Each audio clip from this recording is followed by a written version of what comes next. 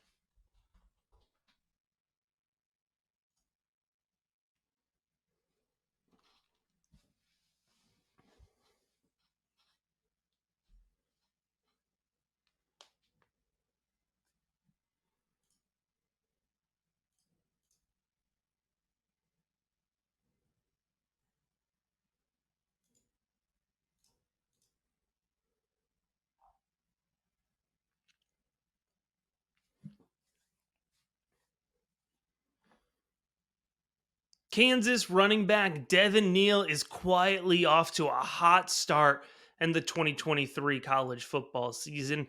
Now, Devin Neal may be a new name to you, but it's definitely not a new name to rookie big board patrons because they got to see my summer scouting report for Devin Neal.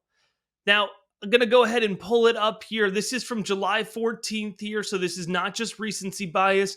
I pointed out that the Kansas running back perfectly fits the criteria of a draft riser. I think he combines really impressive tape, which we'll get into, with good size. He comes in at 5'11, 210, and a 4-star recruiting profile. So when you watch Devin Neal's tape from this past summer, you saw a smooth runner. You saw a player that was elusive in space. He showed the ability to catch passes out of the backfield. He has clean cuts, a nice jump step. He's a really well-rounded back. I loved his vision, and I thought he was able to power well in between the tackles when asked. In 2022, he rushed for nearly 1,100 yards and 9 touchdowns on just 180 carries, and he's carried that momentum and efficiency forward into the season. Now, you could write off his strong Week 1 performance against Southeast Missouri as a FCS matchup, but he comes out Week 2 against a stout Illinois front seven, a good Big Ten defense in Illinois, and he is hyper efficient. Rushes for 120 yards on just 10 carries. He shows good vision. He shows elusiveness. He shows the ability to make guys miss in space and break off big runs. Now, Devin Neal is starting to get the hype that he deserves, but he's definitely not out there as a consensus riser yet.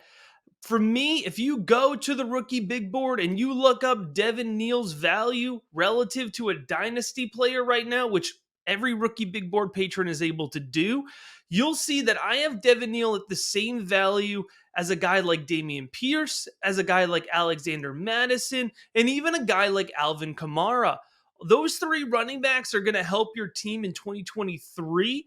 But they're not necessarily long-term values in my opinion. So if you are looking at a team where you don't feel like you're quite competing at this point in time or don't need that competitive running back piece for your 2023 roster, I'd absolutely be looking to flip one of those types of dynasty players for Devin Neal. Start looking forward to the 2024 season.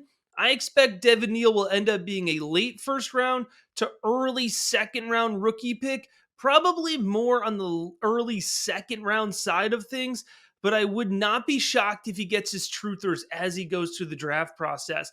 Like I said, folks, we have good tape, we have good size, we have good recruiting profile, and it's a class where there's absolutely room to grow in terms of value at the running back position.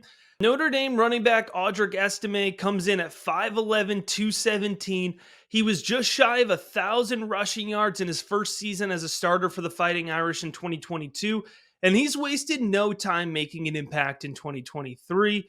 Now, he made headlines and Twitter timelines this weekend, breaking off a big run against NC State, but he is more than just a highlight reel here. Estime has been steadily productive over the first 3 games of the season here, running the ball 43 times for 345 yards and 4 touchdowns. Now, if you're doing some quick mental math here, that is more than 1 touchdown a game, and that's 8 rushing yards per carry. Estime is somebody who's a little bit on the lower end of the NFL draft range still at this point. Despite good size and good production, there are questions around how Estime is going to show up in terms of athletic testing. Now, we know that's not necessarily a nail in the coffin for running back prospects, but we do also know that that could cap their draft capital just a bit. So at this point in time, Estime is still a day 3 projection for me in terms of NFL draft capital. But if he continues putting together impressive tape, then he's absolutely going to be in that conversation of a high early 3rd round pick. If you're looking to compare Estime to a dynasty prospect that could be on your roster now, think about a guy like Ty Chandler, Jamal Williams, Khalil Herbert, Kendre Miller, these types of running backs that aren't necessarily going to be the lead running backs on their team every season, but absolutely will have pops and flashes of value. And that's kind of where Estime is at right now. But I do think he can rise in value here over the next couple months, and certainly could be somebody that you can get in on now if you're playing in a deeper Devy league where he could be stashed. There's also a really good chance that Estime will be somebody who pops up in your Devy rookie drafts next year because he flew too far under the radar. Either way, the Notre Dame running back is absolutely a riser and absolutely somebody that you're going to want to be paying attention to. We're talking about a lot more risers across the Devy and Dynasty landscapes in the Rookie Big Board Discord. You can join the free version of that Discord using the link in the episode description, but I would encourage you to take a moment and head on over to patreon.com/rookieBigBoard, because that's where you're going to get access to see my full Devy, Dynasty, and 2024 rookie class rankings, which are updated weekly throughout the season, so you can stay on top of your game and ahead of your league mates.